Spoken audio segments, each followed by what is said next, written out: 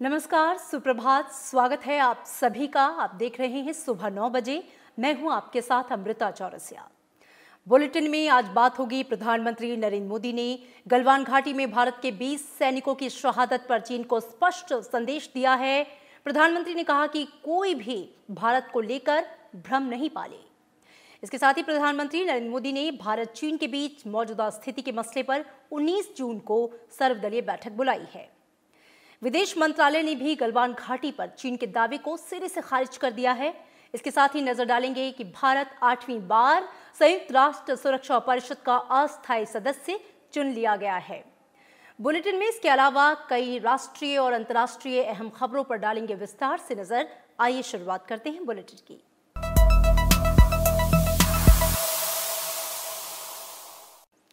प्रधानमंत्री नरेंद्र मोदी ने गलवान घाटी में भारत के 20 सैनिकों की शहादत पर चीन को स्पष्ट संदेश दिया है। प्रधानमंत्री ने कहा कि भारत को लेकर कोई भी देश भ्रम नहीं पाले। उन्होंने कहा कि अगर भारत को कोई उकसाएगा तो उसका हर हाल में कड़ा जवाब दिया जाएगा। प्रधानमंत्री ने कहा कि देश को जाबाज जवानों की शहादत पर गर्व है और उनका सर्वोच्च बलिदान व्यर्थ नहीं जाएगा। प्रधानमंत्री नरेंद्र मोदी ने भारत चीन के बीच मौजूदा स्थिति के मसले पर 19 जून को सर्वदलीय बैठक बुलाई है। भारत दुनिया भर के तमाम देशों के साथ शांति चाहता है, लेकिन अगर कोई भारत को उकसाएगा तो उसका माकूल जवाब देना भी भारत को आता है। गलवान घाटी में भारत और चीन के सैनिकों के बीच हुई हिंसक झड़प के दौरान शहीद हुए जवानों को श्रद्धांजलि देते हुए प्रधानमंत्री ने ये बात कही। उन्होंने कहा कि पूर्वी लद्दाख क्षेत्र में चीन के साथ वास्तविक नियंत्रण रेखा पर जो कुछ भी हुआ उससे हर देशवासी आहत है। चाहे स्थिति कुछ भी हो, परिस्थिति कुछ भी हो, भारत पूरी दृढ़ता से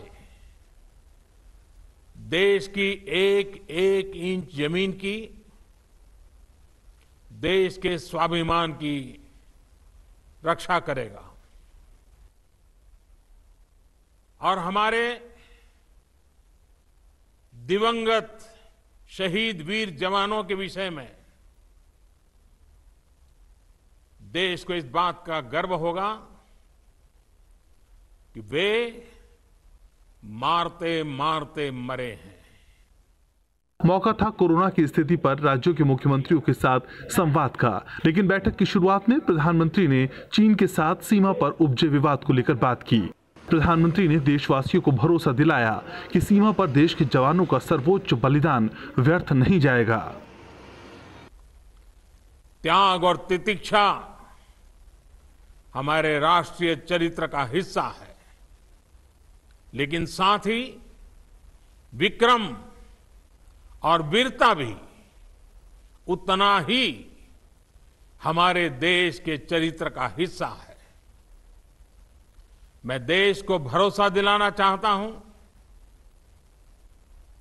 हमारे जवानों का बलिदान व्यर्थ नहीं जाएगा। हमारे लिए भारत की अखंडता और संप्रभुता सर्वोच्च है और इसकी रक्षा करने से हमें कोई भी रोक नहीं सकता। इस बारे में किसी को भी जरा भी भ्रम या संदेह नहीं होना चाहिए। प्रधानमंत्री ने कहा कि भारत ने अपने पड़ोसियों के साथ हमेशा ही सहयोगी और दोस्ताना रवैया अपनाया है और मिलकर काम किया है। उन्होंने कहा कि भारत ने हमेशा ही अपने पड़ोसी देशों के विकास और कल्याण की कामना की है और जब भी समय आया है देश की अखंडता और संप्रभुता की रक्षा करने में भारत ने अपनी शक्ति का प्रदर्शन किया है और अपनी क्षमताओं को साबित किया है।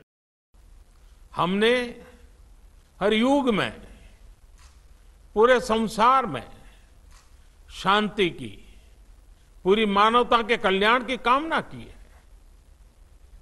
हमने हमेशा से ही अपने पड़ोसियों के साथ एक कोऑपरेटिव और फ्रेंडली तरीके से मिलकर काम किया है।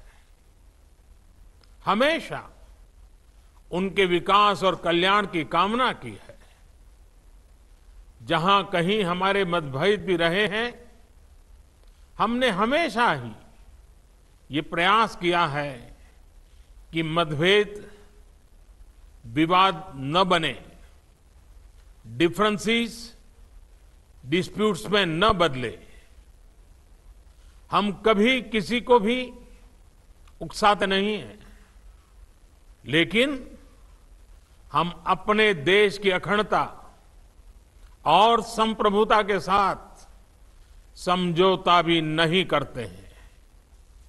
इस दौरान प्रधानमंत्री नरेंद्र मोदी, केंद्रीय गृह मंत्री अमित शाह और बैठक में शामिल 15 राज्यों और केंद्र शासित प्रदेशों के मुख्यमंत्रियों और प्रशासकों ने गलवान घाटी में शहीद जवानों की याद में 2 मिनट का मौन धारण कर उन्हें श्रद्धांजलि अर्पित की।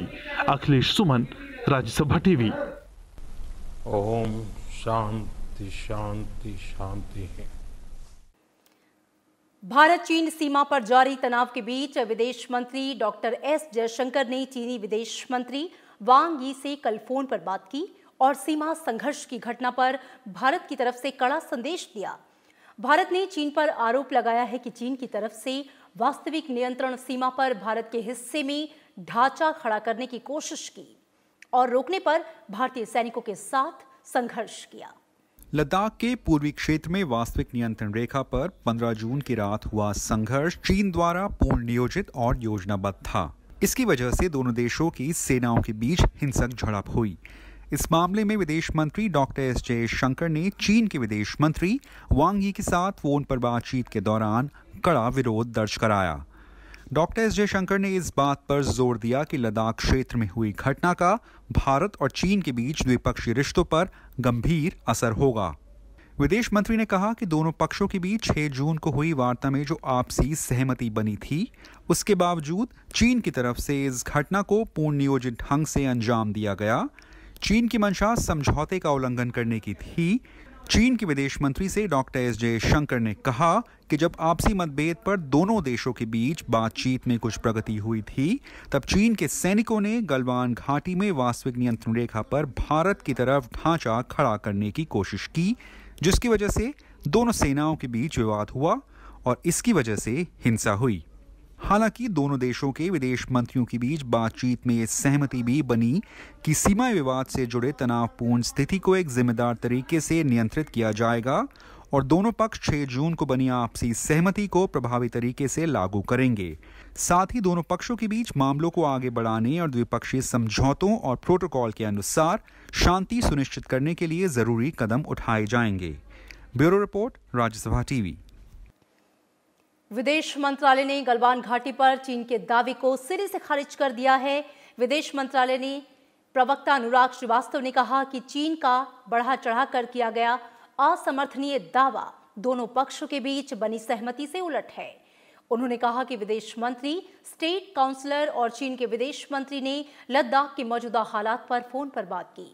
दोनों पक्ष इस बात पर सहमत हुए कि स्थिति को जिम्मेदारी से संभालना होगा और 6 जून को सीनियर कमांडरों के बीच बनी सहमति को लागू करना होगा। बढ़ा चढ़ाकर ऐसे दावे करना जिनका समर्थन नहीं किया जा सकता, इस सहमति के उलट है।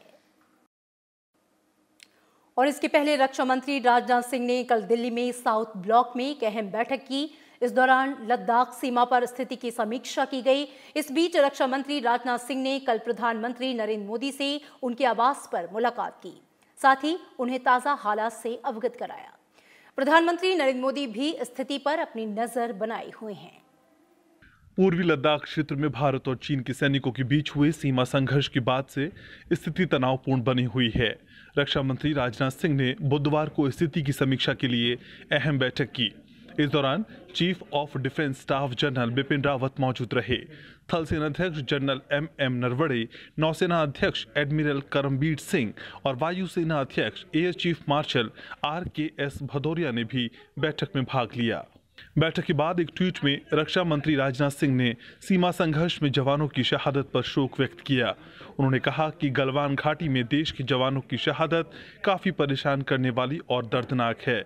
रक्षा मंत्री ने कहा कि सैनिकों ने सीमा पर तैनाती के दौरान अपने कर्तव्य पालन में अनुकरणीय साहस और वीरता का प्रदर्शन किया है और भारतीय सेना की सर्वोच्च परंपराओं को कायम रखते हुए देश की सीमा की सुरक्षा के लिए अपने जीवन का बलिदान दिया है। राजनाथ सिंह ने कहा कि राष्ट्र शहीद जवानों की बहादुरी और बलिदान को कभी नहीं भूलेगा। रक्षा मंत्री ने कहा कि राष्ट्र इस मुश्किल की घड़ी में शहीद जवानों के परिवारों के साथ कंधे से कंधा मिलाकर खड़ा है और भारत के रणबांकुरों की वीरता और साहस पर हर देशवासी को गर्व है। आपको बता दें कि 15-16 जून की रात लद्दाख की गलवान घाटी में भारत और चीन के सैनिकों के बीच हिंसक झड़प हुई थी। इसमें भारत के 20 जवान शहीद हो गए। Bureau report, Rajya Sabha TV. राष्ट्रपति रामनाथ कोविंद और उपराष्ट्रपति एम वेंकैया नायडू ने लद्दाख में चीन के सैनिकों के साथ झड़प में शहीद भारतीय जवानों को श्रद्धांजलि दी है। राष्ट्रपति रामनाथ कोविंद ने कहा कि देश की संप्रभुता और अखंडता की रक्षा में लद्दाख की गलवान वैली में हमारे सैनिकों के अदम्य साहस और बलिदान को मैं सशस्त्र बलों के सर्वोच्च कमांडर के रूप में नमन करता हूं। हमारे वीर सैनिकों ने भारतीय सशस्त्र बलों की सर्वश्रेष्ठ परंपरा का निर्वहन किया। उनकी शौर्य गाथा देशवासियों के स्मृति पटल पर सदा अंकित रहेगी। उनके परिवारों के प्रति मेरी गहरी शोक संवेदनाएं। उपराष्ट्रपति एम वेंकैया नायडू ने ट्वीट में कहा कि लद्दाख में शहीद हुए भारतीय सेना के अमर शहीदों की शहादत को वो सादर नमन करते हैं। देश आपके सर्वोच्च बलिदान के लिए सदैव ऋणी रहेगा। इन वीर सैनिकों के शोक संतप्त परिजनों के दुख में सम्मिलित हूं। मेरी विनम्र भावभीनी श्रद्धांजलि। थल सेना प्रमुख जनरल मनोज मुकुंद नरवणे ने कहा कि देश की थल सेना गलवान में शहीद सैनिकों के सर्वोच्च बलिदान को नमन करती है। जनरल नरवणे ने कहा कि उनका बलिदान व्यर्थ नहीं जाएगा। उन्होंने कहा कि सशस्त्र बल देश की संप्रभुता और अखंडता की रक्षा के लिए प्रतिबद्ध हैं। लद्दाख की गलवान घाटी में चीनी सैनिकों के साथ हिंसक झड़प में शहीद हुए 20 भारतीय जवानों के पार्थिव शरीर को कल सेना की ओर से श्रद्धांजलि दी गई। लेह के आर्मी अस्पताल के बाहर शहीद जवानों के पार्थिव शरीर को श्रद्धांजलि दी गई। शहीद जवानों के पार्थिव शरीर को उनके घर भेजा जा रहा है। इस बीच शहीद हवलदार सुनील कुमार के पार्थिव शरीर को कल पटना में उनके घर लाया गया। इससे पहले पटना एयरपोर्ट पर उन्हें श्रद्धांजलि दी गई। वहीं लद्दाख में चीनी सैनिकों के साथ झड़प में शहीद हुए कर्नल बी संतोष बाबू का पार्थिव शरीर तेलंगाना लाया गया, जहां आज उन्हें अंतिम विदाई दी जाएगी। चीनी सैनिकों के साथ हिंसक झड़प में भारतीय सैनिकों की शहादत पर विश्व समुदाय ने शोक जताया है। अमेरिका, ऑस्ट्रेलिया, ब्रिटेन और यूरोपीय संघ ने कहा कि 20 भारतीय सैनिकों की शहादत का उन्हें गहरा दुख है और वो शहीद जवानों के परिजनों के प्रति संवेदना व्यक्त करते हैं। विश्व समुदाय ने सीमा पर तनाव कम करने और बातचीत के जरिए समाधान की अपील की है। चीन भारत में बढ़े तनाव के बीच रूस ने बुधवार को कहा कि RIC यानी कि रूस भारत चीन का अस्तित्व निर्विवाद हकीकत है और त्रिपक्षीय सहयोग बाधित होने के कोई संकेत नहीं है। भारत में रूस के राजदूत निकोलाई कुदाशेव ने चीन भारत तनाव घटाने के मकसद से दोनों देशों के विदेश मंत्रियों की बातचीत समेत उठाए गए सभी कदमों का स्वागत किया। इस बीच रूस के विदेश मंत्रालय ने कहा कि वीडियो कॉन्फ्रेंसिंग के जरिए 23 जून को RIC सम्मेलन होना है, जिसमें कोविड-19 महामारी के बाद वैश्विक राजनीति, अर्थव्यवस्था और अन्य क्षेत्रों के रुझानों पर चर्चा होने की उम्मीद है। सम्मेलन में विदेश मंत्री एस जयशंकर के अलावा चीन और रूस के विदेश मंत्रियों के भाग लेने की संभावना है। भारत 8वीं बार संयुक्त राष्ट्र सुरक्षा परिषद का अस्थायी सदस्य चुन लिया गया। भारत 2021-22 कार्यकाल के लिए संयुक्त राष्ट्र की सर्वोच्च संस्था का अस्थायी सदस्य बन जाएगा। भारत को 192 बैलेट वोट्स में से 184 वोट मिले। भारत के साथ साथ आयरलैंड, मैक्सिको और नॉर्वे को भी सुरक्षा परिषद में एंट्री मिली है, जबकि कनाडा को बाहर ही रहना होगा। भारत की जीत का अमेरिका समेत दुनिया भर के देशों ने स्वागत किया है। अमेरिका के विदेश मंत्रालय ने कहा कि हम अंतर्राष्ट्रीय शांति और सुरक्षा के मुद्दों पर साथ काम करने के लिए उत्साहित हैं, जो भारत और अमेरिका के बीच सहभागिता की वैश्विक रणनीति है। जीत के बाद संयुक्त राष्ट्र में भारत के प्रतिनिधि TS त्रिमूर्ति ने कहा कि भारत नेतृत्व जारी रखेगा और एक बेहतर बहुपक्षीय व्यवस्था को नई दिशा देगा। We have received overwhelming support, and I'm deeply humbled by the tremendous confidence which the member states of the United Nations have reposed in India. Our election to the Security Council is a testament to Prime Minister Modi's vision and his inspiring global leadership, particularly in the time of COVID-19. The outcome is a reflection of the strong campaign led by the Honorable Minister of External Affairs, Dr. S. Jaishankar. India will become a member of the Security Council at a critical juncture, and we are confident that in the COVID and the post-COVID world, India will continue to provide leadership and a new orientation for a reformed multilateral system. और इसी के साथ यहां पर रुकेंगे एक छोटे से ब्रेक के लिए। आप देखते रहिए राज्यसभा टीवी।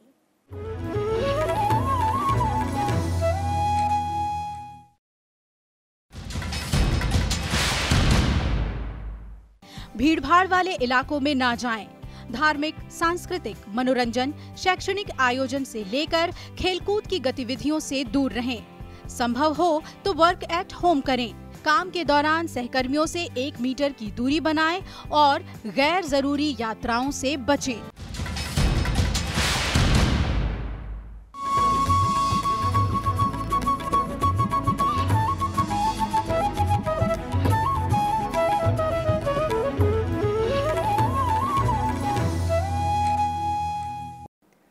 ब्रेक के बाद स्वागत है आपका। आप देख रहे हैं राज्यसभा टीवी। खबरों में बढ़ेंगे आगे। प्रधानमंत्री नरेंद्र मोदी आज वाणिज्यिक खनन के लिए 41 कोयला खानों की नीलामी के शुभारंभ कार्यक्रम को संबोधित करेंगे। कोयले की बिक्री के लिए कोयला खानों की इस नीलामी प्रक्रिया की शुरुआत केंद्र सरकार के आत्मनिर्भर भारत अभियान के तहत की गई घोषणाओं का हिस्सा है। ये कार्यक्रम वर्चुअल रूप में आयोजित होगा। कोयला क्षेत्र में आत्मनिर्भरता प्राप्त करने के लिए फिक्की के सहयोग से कोयला मंत्रालय 41 कोयला खानों की नीलामी के लिए प्रक्रिया की शुरुआत कर रहा है। यह देश को अपनी ऊर्जा जरूरतों को पूरा करने के लिए आत्मनिर्भर बनाने में और औद्योगिक विकास को बढ़ावा देने में सक्षम बनाएगा। इस ऐतिहासिक कदम से निजी भागीदारी को बढ़ावा मिलने की उम्मीद है। इससे उत्पादन में वृद्धि होगी, प्रतिस्पर्धा बढ़ेगी, उच्च निवेश के माध्यम से नवीनतम उपकरणों, प्रौद्योगिकी और सेवाओं के उपयोग में उत्पादकता में वृद्धि होगी। साथ ही टिकाऊ खनन का मार्ग प्रशस्त होगा और देश के पिछड़े क्षेत्रों में रोजगार सृजन के अधिक अवसरों का निर्माण होगा। लॉकडाउन और अनलॉक 1 के अनुभवों पर चर्चा के दूसरे भाग में प्रधानमंत्री नरेंद्र मोदी ने कल 15 राज्यों और केंद्र शासित प्रदेशों के मुख्यमंत्रियों और प्रशासकों के साथ संवाद किया। प्रधानमंत्री ने इस बात पर जोर दिया है कि देश में स्वास्थ्य व्यवस्थाएं पहले से और भी बेहतर हुई हैं और इसका भरपूर इस्तेमाल होना चाहिए ताकि मरीजों को अस्पतालों में किसी तरह की कोई दिक्कत ना आए। उन्होंने ये भी कहा कि कोरोना के दौर में टेलीमेडिसिन का महत्व बढ़ गया है और सभी को टेलीमेडिसिन का लाभ मिले, इसके लिए सभी को मिलकर प्रयास बढ़ाने होंगे। कोरोना के खिलाफ जंग में संक्रमित मरीजों की समय पर ट्रेसिंग, ट्रीटमेंट और रिपोर्टिंग से कोरोना संक्रमण से ठीक होने वालों की तादाद लगातार बढ़ रही है। प्रधानमंत्री नरेंद्र मोदी ने बुधवार को 15 राज्यों और केंद्र शासित प्रदेशों के प्रशासकों के साथ चर्चा के दौरान ये बात कही। उन्होंने कहा कि कोरोना का फैलाव कुछ बड़े राज्यों के कुछ शहरों में ज्यादा है। कुछ शहरों में अधिक भीड़, छोटे छोटे घर, गलियों मोहल्लों में फिजिकल डिस्टेंसिंग की कमी, हर रोज हजारों लोगों की आवाजाही, इन बातों ने कोरोना के खिलाफ की लड़ाई को और चुनौतीपूर्ण बना दिया है। फिर भी हर देशवासी के संयम, अनेक जगहों पर प्रशासन की तत्परता और हमारे कोरोना योद्धाओं के समर्पण की वजह से हमने हालात को नियंत्रण से बाहर नहीं जाने दिया है। समय पर ट्रेसिंग, ट्रीटमेंट और रिपोर्टिंग, उसके कारण हमारे यहां संक्रमण से रिकवर होने वालों की संख्या लगातार बढ़ रही है। ये राहत की बात है कि आईसीयू और वेंटिलेटर केयर की जरूरत भी बहुत कम मरीजों को पड़ रही है। प्रधानमंत्री ने कहा कि कोरोना के खिलाफ सही समय पर उठाए गए सही कदमों के चलते भारत इस बड़े खतरे का मुकाबला कर पाया है। प्रधानमंत्री ने यह भी कहा कि देश में ज्यादा से ज्यादा लोग आरोग्य सेतु ऐप डाउनलोड करें और उसे समय समय पर अपडेट करें।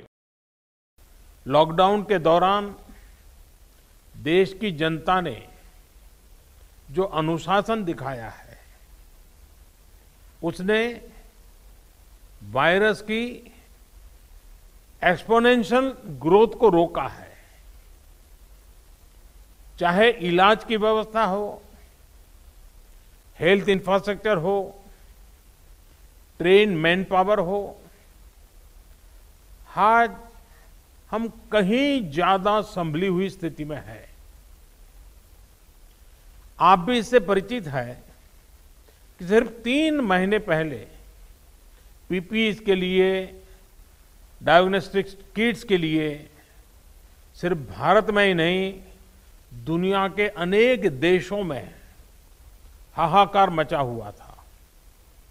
भारत में भी बहुत लिमिटेड स्टॉक था, क्योंकि हम पूरी तरह से इंपोर्ट पर डिपेंडेंट थे। आज स्थिति यह है कि पूरे देश में 1 करोड़ से अधिक पीपीई और इतने ही N95 मास्क राज्यों तक पहुंच चुके हैं। हमारे पास डायग्नोस्टिक किट्स का पर्याप्त स्टॉक है और उनकी प्रोडक्शन कैपेसिटी भी बहुत बढ़ाई गई है। प्रधानमंत्री ने बताया कि पीएम केयर फंड्स के तहत भारत में ही वेंटिलेटर्स की सप्लाई भी शुरू हो चुकी है। उन्होंने कहा कि भारत में इस वक्त 900 से ज्यादा प्रयोगशालाएं कोरोना टेस्ट के लिए उपलब्ध हैं। लाखों कोविड स्पेशल बेड हैं, क्वारंटीन और आइसोलेशन सेंटर हैं और मरीजों की सुविधा के लिए पर्याप्त ऑक्सीजन सप्लाई भी है। प्रधानमंत्री ने बताया कि लॉकडाउन के दौरान लाखों की संख्या में स्वास्थ्य क्षेत्र से जुड़े कर्मचारियों को प्रशिक्षण दिया गया। प्रधानमंत्री ने इस बात पर जोर दिया कि देश में कोरोना टेस्टिंग की क्षमता है, उसका पूरा इस्तेमाल हो और इसे लगातार बढ़ाया जाए। आज देश का हर नागरिक इस वायरस के प्रति पहले से ज्यादा सचेत हुआ है, जागरूक हुआ है। ये सब कुछ राज्य सरकारों के सहयोग से, स्थानीय प्रशासन के दिन रात काम करने की वजह से ही संभव हो पाया है। साथियों, कोरोना के खिलाफ लड़ाई में जीत का विश्वास दिलाने वाली इन बातों के बीच हमें health infrastructure, information systems, emotional support और पब्लिक पार्टिसिपेशन, इसी तरह निरंतर बल देना होगा। साथियों, कोरोना के बढ़ते हुए मरीजों की संख्या को देखते हुए हेल्थ इंफ्रास्ट्रक्चर का विस्तार करना, हर जीवन को बचाना हमारी सर्वोच्च प्राथमिकता होनी चाहिए। ये तभी होगा जब कोरोना के प्रत्येक मरीज को उचित इलाज मिलेगा। इसके लिए हमें टेस्टिंग पर और अधिक बल देना है, ताकि संक्रमित व्यक्ति को हम जल्द से जल्द ट्रेस और ट्रैक और आइसोलेट कर सकें। प्रधानमंत्री ने कहा कि राज्यों के साथ संवाद के दौरान मुख्यमंत्रियों की तरफ से मिले सुझावों से भविष्य में बेहतर रणनीति बनाने में मदद मिलेगी। इससे पहले प्रधानमंत्री नरेंद्र मोदी ने मंगलवार को 21 राज्यों और केंद्र शासित प्रदेशों के मुख्यमंत्रियों के साथ अनलॉक 1 के अनुभवों पर विस्तार से चर्चा की। Bureau report, Rajya Sabha TV. Delhi में कोरोना संक्रमितों का आंकड़ा 47,000 के पार पहुंच गया है। दिल्ली में बीते 24 घंटे में कोरोना वायरस के सबसे ज्यादा 2,414 मामले सामने आए। पिछले 24 घंटे में 510 लोग ठीक भी हुए, जिसके बाद दिल्ली में बीमारी का इलाज कराकर ठीक होने वालों की संख्या 17,457 पहुंच गई।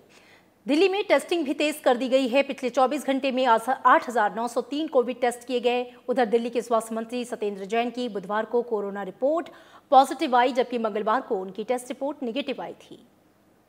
दिल्ली में कोरोना की स्थिति से निपटने के लिए केंद्रीय गृह मंत्री अमित शाह की ओर से आयोजित बैठकों में लिए गए निर्णयों का पालन करते हुए कई कदम उठाए गए हैं।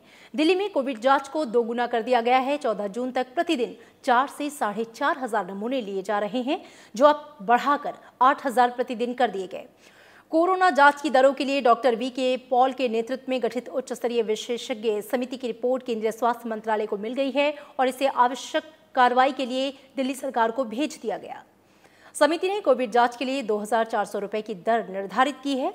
आईसीएमआर की ओर से स्वीकृत नए प्रोटोकॉल के अनुसार आज से कोविड जांच नई रैपिड एंटीजन प्रणाली से की जाएगी। इसका परिणाम तेजी से आएगा। दिल्ली में इसके लिए नमूने एकत्र करने और उनकी जांच के लिए 169 केंद्र बनाए गए हैं। साथ ही दिल्ली के 242 कंटेनमेंट जोन में रहने वाले कुल 2,30,466 लोगों में से 1,77,692 का 15-16 जून के दौरान स्वास्थ्य सर्वे पूरा हो गया। बचे लोगों के स्वास्थ्य सर्वे का काम 20 जून को पूरा कर लिया जाएगा। महाराष्ट्र में कोरोना के बढ़ते संक्रमण को देखते हुए महाराष्ट्र लोक सेवा आयोग ने कई परीक्षाओं की तारीखों में बदलाव किया है। अब ये परीक्षाएं सितंबर से नवंबर के बीच आयोजित होंगी। महाराष्ट्र लोक सेवा आयोग की प्रारंभिक परीक्षा 13 सितंबर को होगी, वहीं क्लास 2 की दूसरी परीक्षाएं 11 अक्टूबर को आयोजित होंगी। महाराष्ट्र इंजीनियरिंग सेवा की प्रारंभिक परीक्षा 1 नवंबर को आयोजित होगी। रेलवे ने 5 राज्यों में से 960 कोविड देखभाल कोच तैनात किए हैं। दिल्ली में 503, उत्तर प्रदेश में 372, तेलंगाना में 60, आंध्र प्रदेश में 20 और मध्य प्रदेश में 5 कोच तैनात किए गए। रेल मंत्रालय ने कहा कि इन राज्यों ने कोचों की तैनाती का आग्रह किया था। रेलवे कोविड-19 के खिलाफ लड़ाई में राज्य सरकारों की स्वास्थ्य जरूरतों को पूरा करने का भरसक प्रयास कर रहा है। रेलवे ने राज्यों को अपने 5,231 कोविड केयर कोच उपलब्ध कराने की तैयारी कर ली है। 15वें वित्त आयोग ने पेयजल और स्वच्छता सेवाओं की इस व्यवस्था के लिए ग्रामीण स्थानीय निकायों को वित्त आयोग से अनुदान के मुद्दे पर कल केंद्रीय जल मंत्री गजेंद्र सिंह शेखावत के साथ बैठक की।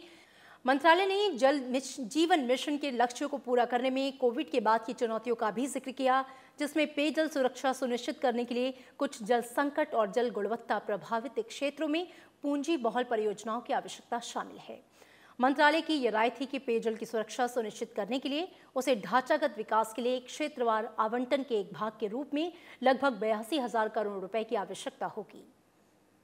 8 राज्यों से राज्यसभा की 19 सीटों के लिए कल मतदान होगा। इसके लिए सभी तैयारियां पूरी कर ली गई हैं। इस सूची में आंध्र प्रदेश और गुजरात की 4 सीटें, मध्य प्रदेश और राजस्थान की 3 सीटें, झारखंड की 2 और पूर्वोत्तर राज्यों मेघालय और मणिपुर की 1-1 सीट शामिल है।